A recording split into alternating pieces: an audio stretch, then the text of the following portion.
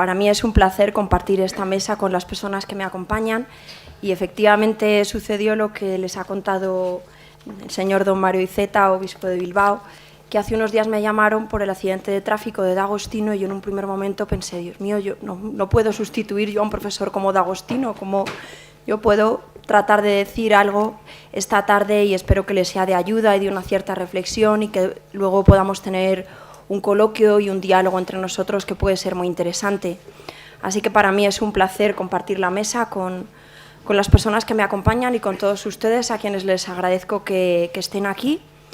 Y como digo, pues confío en poder decir algo que sea de ayuda para todos. La mesa lleva por título, como saben, Vida y Familia, y efectivamente es muy difícil poder decir algo nuevo sobre estas realidades. Quiero comenzar con una cita, por lo expresiva que es y porque conecta muy bien los dos temas que se ponen en juego en esta mesa, que son la vida y la familia. Es una cita del profesor Sánchez Cámara que dice lo siguiente: el hombre es un ser familiar. Allí donde haya hombre hay familia. Es la única institución imprescindible. El hombre ha intentado prescindir de casi todo, incluso ha ensayado con muy escaso éxito suprimir el poder político, pero de lo que no puede prescindir es de la familia, porque es la institución de la vida.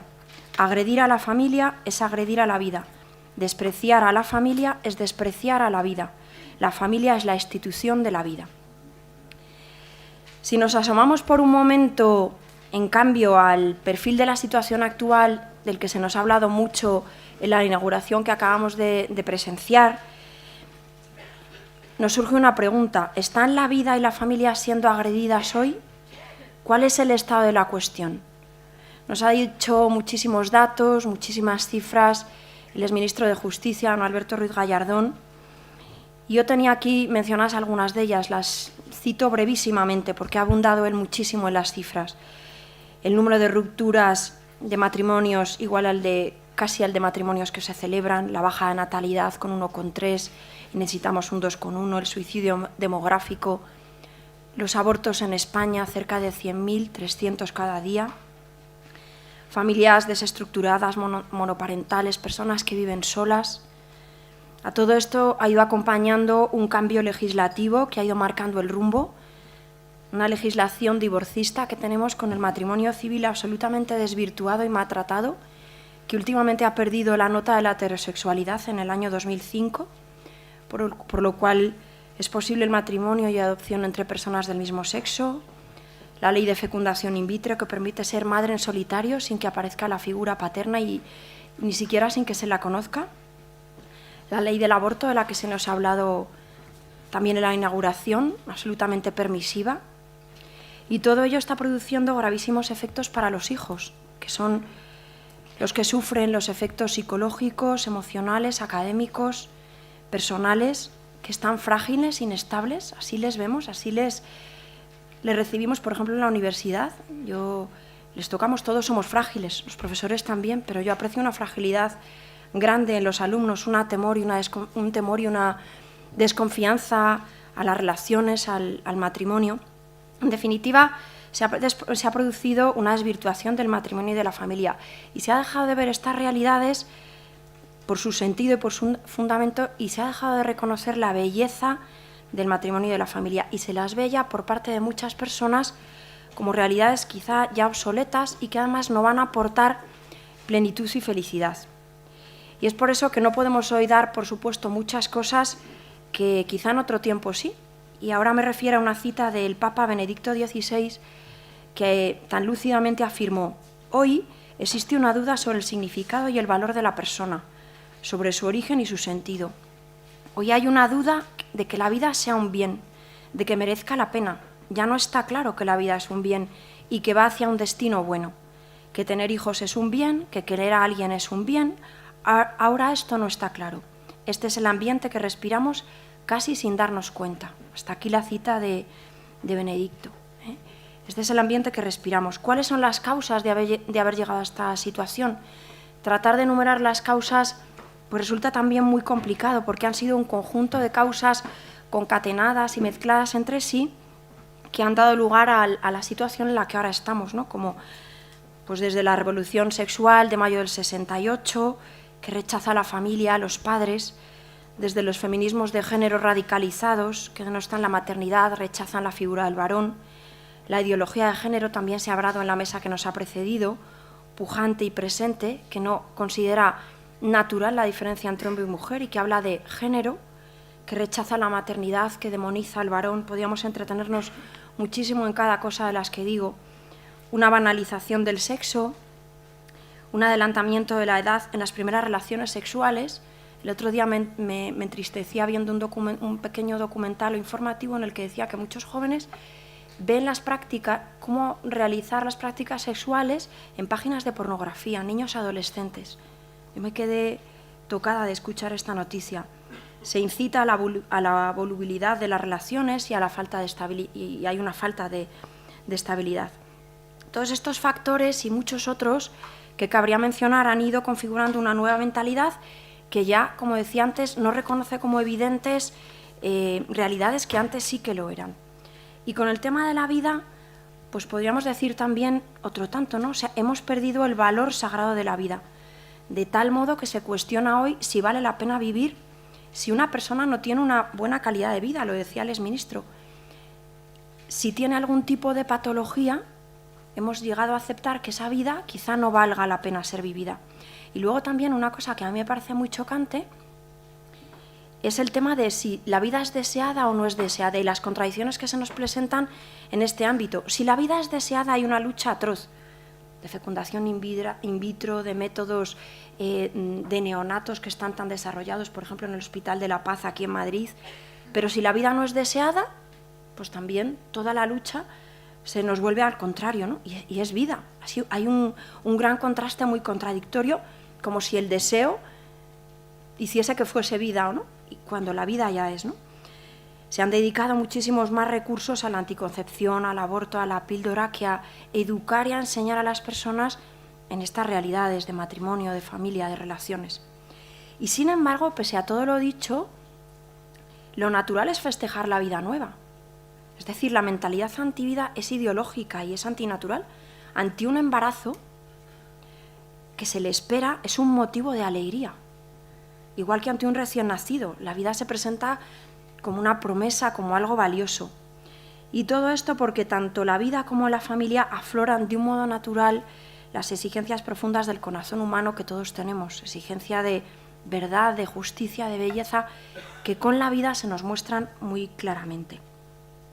En este año 2014 estamos en el 20º aniversario del Año de las Familias, del año 1994, que fue el Año Internacional de las Familias, que como todos ustedes saben, Juan Pablo II escribió la Carta a las Familias, esa preciosa carta, y quiero recordar aquí un fragmento de esa carta, porque en aquel momento el Papa Juan Pablo II incidió muchísimo poniendo a la familia en el centro de lo que ahora van a escuchar. ¿No? Dice, a través de la familia, dice la carta, discurre la historia del hombre, la historia de la salvación de la humanidad.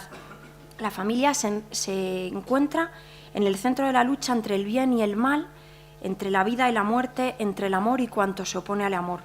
Hablo con fuerza de su verdad al hombre de nuestro tiempo para que comprenda qué grandes bienes son el matrimonio, la familia y la vida y qué grave peligro no respetar estas realidades. O sea, cómo Juan Pablo II puso en el año 94 en el centro la familia del bien y el mal, del amor y su negación de la vida y la muerte. De otra manera también muy gráfica lo dice Chesterton en esa reflexión tan conocida que dice ese triángulo de verdades evidentes de padre, madre y niño no puede ser destruido, pero puede destruir a las civilizaciones que lo desprecian. No puede ser destruido porque si se le destruye nos destruimos, pero cabe preguntar ahí, ¿nos va a suceder lo que preconizará Chesterton? ¿Nos morimos como civilización y como país? Bueno, pues la tesis que yo quiero plantear aquí esta tarde es que no, pero con un pero. No, pero si emerge una humanidad nueva, una humanidad que sea creativa, que sea testimonial, que sea diferente. No, pero solo si resurgimos de nuestras cenizas. Porque estamos en un momento único en la historia y con todos los barcos tocados y medio hundidos. El barco de la vida, el barco de la familia, el barco social, el barco político. Si pensamos en el símil del juego de los barcos, están todos tocados.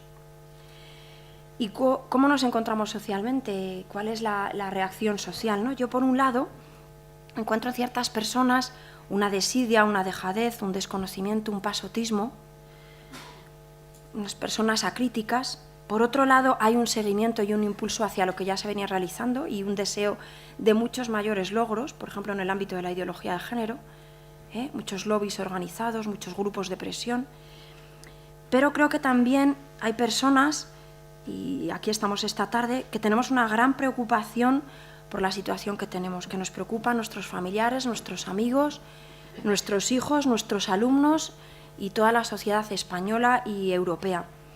También es cierto que están surgiendo y han surgido en estos últimos tiempos plataformas, organizaciones, movimientos, grupos de iglesia, ONGs, y confiamos que esté todavía muchos grupos, muchos ámbitos por ir surgiendo. Pero también es cierto que cunde ya una gran desazón ante la clase política. Yo, después de la retirada de la ley de Ruiz Gallardón, he apreciado en mucha gente, luego si quieren en el debate podemos hablar de esto, una gran desazón ante la clase política, en la que claramente yo creo que esta retirada de la ley ha sido un punto de inflexión y de ver con claridad que no defienden con firmeza ni la vida ni la familia. Y el botón de muestra, como digo, ha sido la retirada de esta ley, alegando que no parecía sensato en este momento. Entonces yo la pregunta es, entonces que nos definan qué es lo sensato. ¿Qué es lo sensato? ¿Qué es lo sensato? ¿Que nos muramos como civilización, como país? También hay una preocupación académica, muchísima literatura sobre matrimonio, familia, vida. La Iglesia ha tenido también una tensión preocupada y desmedida, y ahí están los documentos de los últimos papas que podíamos citar, desde Pablo VI, la Humane Vitae, Juan Pablo II en su largo pontificado con la carta, la Evangelium Vitae, la Mulieris Dignitate, Benedicto XVI, infinidad de alocuciones, encuentros con las familias, y el Papa Francisco con la convocatoria del Sínodo en el pasado mes de octubre. Y de todo este panorama, hace poco escuché a una profesora que me llamó la atención su reflexión, que decía, frente a las ideologías que dividen, me quedo con la experiencia que une y es de verdad.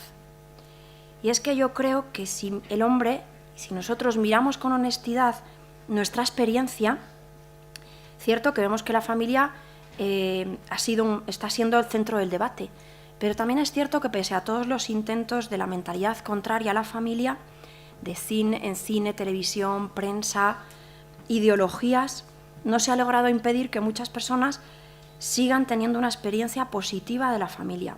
¿Por qué?